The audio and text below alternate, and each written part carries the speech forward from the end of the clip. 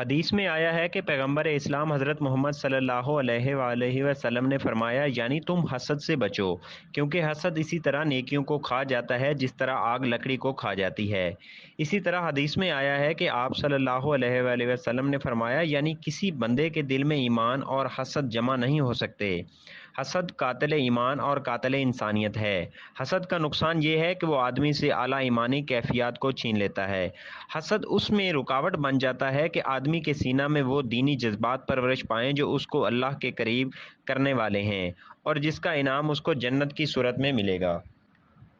موجودہ دنیا میں ایسا ہوتا ہے کہ کبھی ایک شخص بظاہر بڑا ہو جاتا ہے اور دوسرا شخص بظاہر چھوٹا۔ یہ امتحان کے لیے ہوتا ہے، وہ اس لیے کہ اس فرق کو خدائی فیصلہ سمجھ کر اس قبول کر لیا جائے۔ مگر جب آدمی بڑے کی بڑائی کا اعتراف نہ کرے اور اس کو چھوٹا کرنے کی کوشش میں مصروف ہو جائے تو گویا کہ وہ خدا کے فیصلے کو بدلنا چاہتا ہے۔ ایسا آدمی خدا کی قربت کی لذتوں سے محروم رہ گیا۔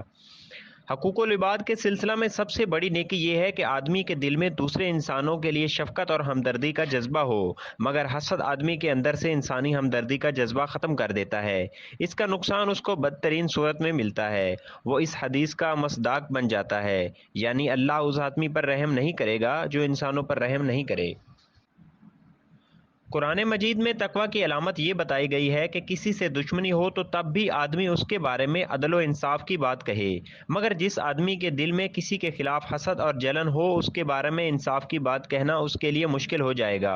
حسد کا جذبہ اس کو مجبور کرے گا وہ اپنے محسود کے بارے میں وہ بات کہے جس میں اس کے دل کو تسکین ملتی ہو، نہ کہ وہ بات جو بطور واقعہ درست ہو۔ اس طرح آدمی کو خدا کی نظر میں ظلم اور بے انصافی کا مجرم بنا دے گا۔ انسانیت کا اعلیٰ درجہ یہ ہے کہ آدمی کے اندر موزونیت اور وہ لوگوں کے بارے میں غیر جانبدار رائے قائم کرے۔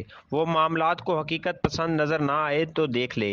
اس قسم کی حقیقت پسندی دنیا اور آخرت دونوں کی کامیابی کے لیے ضروری ہے، مگر حسد آدمی کے لیے اس میں مانع بن جاتا ہے کہ وہ امیز رائے قائم کر سکے۔